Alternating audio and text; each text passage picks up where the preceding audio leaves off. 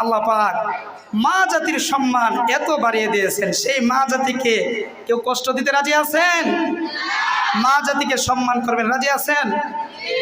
আমার ভাইরা, আজকে কিছু কুলাঙ্গার ইসলামের দুশ্মন, এরা বলে ইসলাম নারীদের কোনো অধিকারই দেয় নাই, ইসলাম নারীদের কোনো সম্মান দেয় নাই।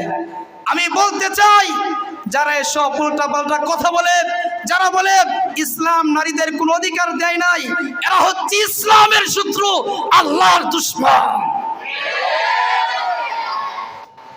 ইসলাম নারীদেরকে অধিকার দেয় নাই তো কে দিয়েছে?